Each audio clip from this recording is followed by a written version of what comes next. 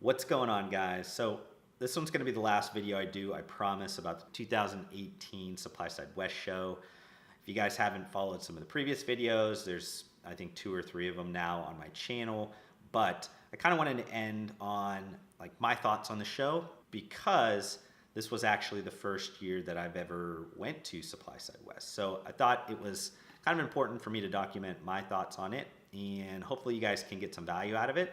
I'm going to be covering some thoughts, opinions, and things surrounding like each one of the stakeholders of SupplySide West. So, you know, raw material manufacturers, contract manufacturers, the show organizers. I'm going to kind of look at it from 5 different angles, and hopefully, you know, that covers everybody that would be, kind of watching this show. And if you are just thinking about attending it, this obviously also gives you some insight into my first experience. So before I get too far into it, I want to thank the organizers, especially Steve Myers and Rick Collins, for allowing me to speak at Sports Nutrition 2020 workshop that was held before the trade show opened. I enjoyed kind of getting up there and just being able to share some of my ideologies and thoughts around where I think retail's going and kind of brand development's going. I do think the speaking engagement could have went a little bit better. Myself and Dan, we kind of went into it thinking we were going to do primarily kind of Q&A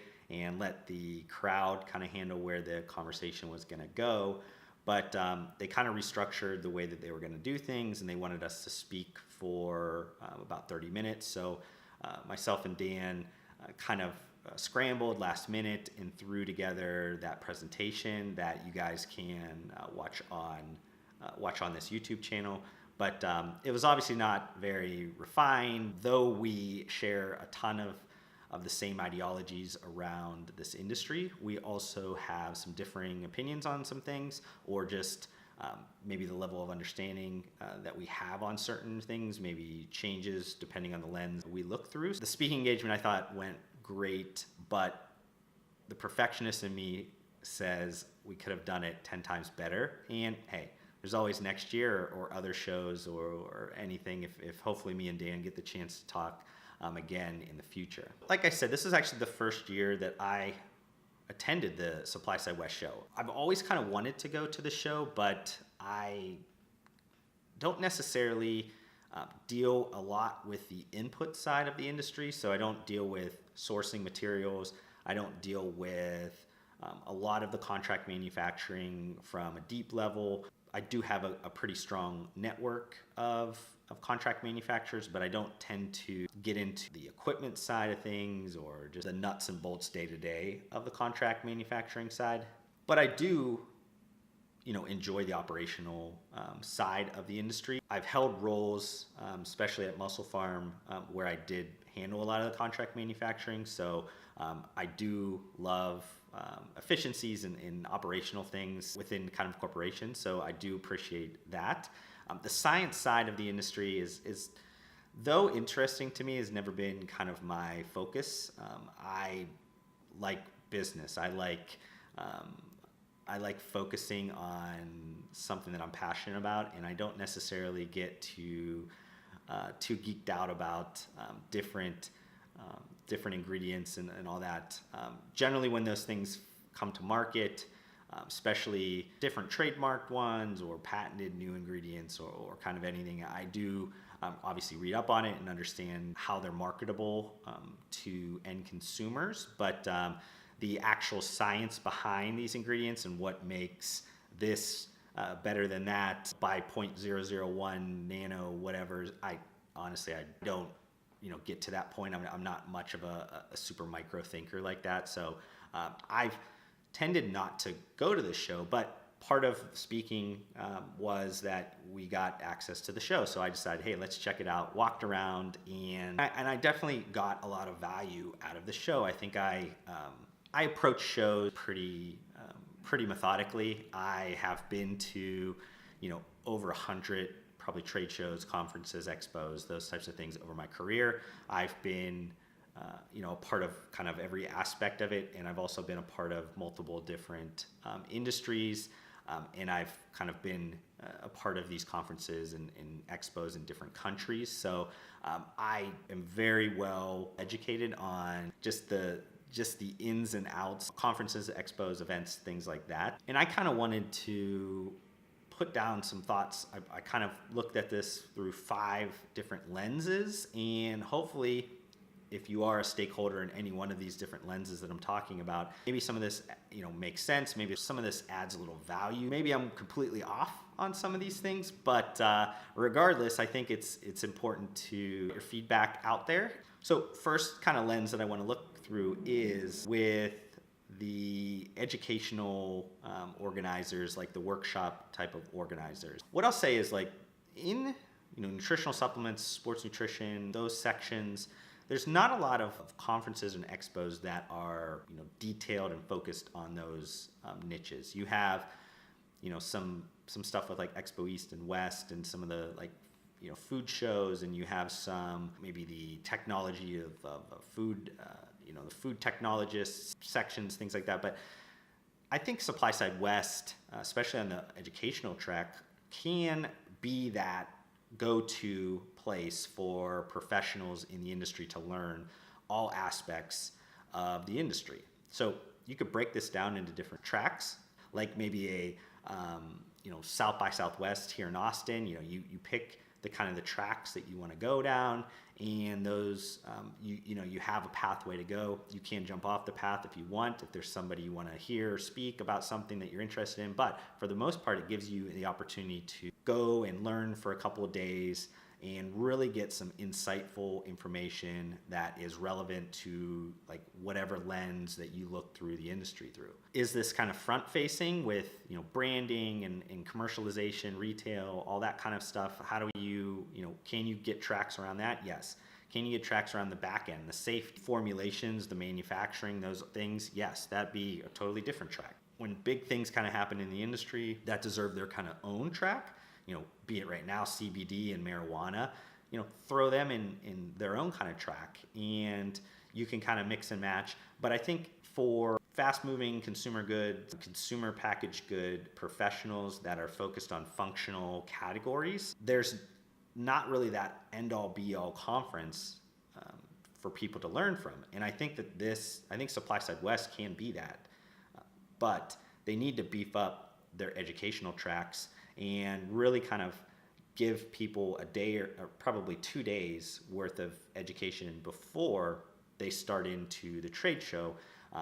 So people's focus is on getting value out of the educational tracks. And then if you want to have keynotes and things that are throughout the day with the expos, people can obviously leave the expo for an hour, go and listen to a keynote and come back. Second lens I want to kind of think about through is like through show organizers. What I would say when I walked around was that there was just kind of seemed like there was a lack of variety in the booths. You had a ton of, it seemed like copycat type of booths. 10 by 10, with some pamphlets that were highlighting some commodity ingredients, and you'd see tons of those. You'd see a bunch of contract manufacturers that have booths that seemed very similar. I think to round out the exhibitors, I think it would be useful to have a lot more maybe like service providers or ancillary services that are useful to the industry, or kind of technologies that are useful in the industry. I think that this obviously makes a lot more sense if you open up the educational tracks to a more broad front-facing parts of the industry, brand building parts of the industry. If you want to keep it super focused, those things don't make as much sense. But I think if you move in that direction, it would be useful and actually add some variety, because a lot of those types of exhibitors are a little bit more branding focused and energy focused, and you can have a lot more energy on the trade show floor, which honestly, I understand it's a professional conference and it's only professional people there, but there's a lack of energy that's really on the trade show floor that is noticeable, especially for somebody that's been to a great deal of other professional trade shows. The third kind of lens I want to look through is through like raw material suppliers, manufacturers. What I'll kind of first open up with is something that they probably already know and they probably don't care about, and maybe that's just the way that they think about business. But and I'm generalizing this, I understand, because there are some people that did fairly well at this, but a lot of the trade show, I mean the booth staff, the employees that worked at the company, and the trade show or the booth designs were just terrible. They were just really bad. And again, I understand this is professional. I understand this isn't consumer facing, but you still are making first impressions with a lot of people, and you should have the employees that can, light up a room and help people want to do business with you. You should have a trade show that's inviting and have people want to come up and talk to you. You should not give them any excuse to walk past you. Now, and then transitioning to kind of a more important part is focusing corporate-wide on kind of branding. When you come out with ingredients, especially trademarked ingredients, think about the name of those ingredients. It's how marketable is that name. And then also think about like the logos, not only like your company logo, but like the logos of the trademarked ingredients that you're using, because you have to also understand that these are going to be utilized on others' labels. The front-facing brand that has these ingredients in your product, and you might not think that that's a differentiator in decision making, but if you have two products that are pretty similar priced, pretty similar trademarked ingredients, but one looks one way and sounds one way, one looks one way and sounds another way, you're going to go towards the one that's going to look more positive from a marketing perspective. So I hope that you guys start thinking about branding as a more important part of your business. The fourth lens that I want to kind of look through is through contract manufacturers. And I think the biggest problem I had with just having all those contract manufacturers in one space is that you didn't see a lot of things that helped you understand what separates this contract manufacturer from the other 100 that were there. That can come from two perspectives.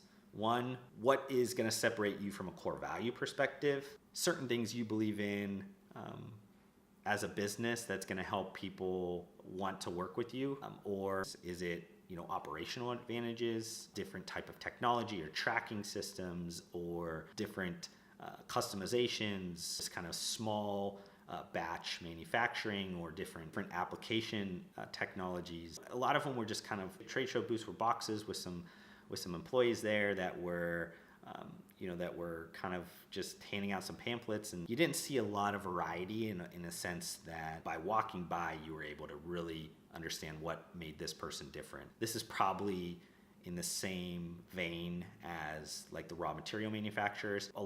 If you're focused mostly on operational aspects, you tend to forget about the brand side or the differentiation to the consumer side, and B2B sales still needs some branding and differentiation in the market to separate you from your competitors. And I'll end on kind of the brand owner's lens, the lens that I look through every day. I saw a post from kind of another consultant on LinkedIn around the SupplySide West, and was talking about, if you think that going to the show is going to put you at such an advantage, you don't understand what's going on in this industry. And I know I'm paraphrasing that, and I actually didn't take it as a negative, even though probably a lot of people maybe took it negative, because I believe that a lot of that is true. I don't believe the devil is in the details with supply chain input, all those types of things. Now, if you're a mega company, when you are talking about fractions of percentages that you can trim, because you have procurement staff and everything with your company to handle those things, great. I 100% believe you should be really focused on the supply chain, really focused on costs, inputs, just all the different kind of efficiencies you can get with different partners. Great. But for the vast majority, the 99% of the industry, you don't need to be focusing on those things, to that level. You need to be operating your business in a way that creates efficiencies that you could do the things you need to do to differentiate yourself. Because whatever ingredients you found at the SupplySide West show, I guarantee when you put it in your product, within a month, people are going to be copying it. If you found a new partner to make protein bars or protein, it takes a few clicks and somebody figured out who your partner was, and now they're working with them, and they're basically creating the same cookie or bar that you just create. The hottest new things in this industry tend to be, things that are copied pretty quickly. And I understand by saying this, people might think, well, it makes sense because you're on the end side of the industry and not necessarily on the input side. But ingredients, formulas, all those types of things are only as great as you can market them to somebody to allow them to understand why they're worth more. And this is just the nature of the industry. It's a copycat industry. It's also because there's regulations in place that do not allow you to, innovate to the point where you can completely create something proprietary that will, separate you far and away. The only way to do that is to figure out how to get exclusives of certain things. Is that flavors? Is that patented or trademarked ingredients? Is that manufacturing methods? What is it? Because that's the only way you're going to be able to separate yourself from the pack. Because right now, what you do is you get the hottest things in there. Maybe you get a 1 month or 2 month lead in the starting line. And then if you're a small brand, you likely will get quickly leapfrogged by a big brand that has the marketing power to put that kind of stuff out there for you. Or you're a big brand and all these other small digitally native brands will fragment the market and basically take away a lot of the niches that you wanted to get that innovation out to the market with. Though I understand these trade shows are important for brand owners and they need to be there, and there's levels of importance by all the different variables in your business. If you think this is going to be the end-all be-all for you to be successful in the industry, it's not. This is just part of the package that you need to bring to be successful. And what that person on LinkedIn was saying was basically, I believe probably was basically that. If not, these are my thoughts. That's what I believe. Overall, I don't want any of these kind of opinions or thoughts to be skewed negatively to especially the SupplySide West organizers and everybody that put on the show. Obviously, it's a very well-run show, and it's been a pillar of the industry for a long time. I look forward to coming back again. I think as a first-time attendee, person that has a pretty good understanding of a variety of different interlinkages in the industry, I thought it was important to kind of put my thoughts out there. Anybody that's stuck around this long in this topic, hit the thumbs up button, help me out a little bit.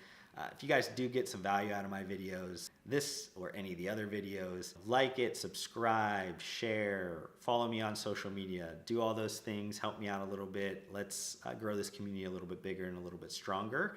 But I want to thank you guys for taking a little bit of time out of your day to listen to me talk about this subject.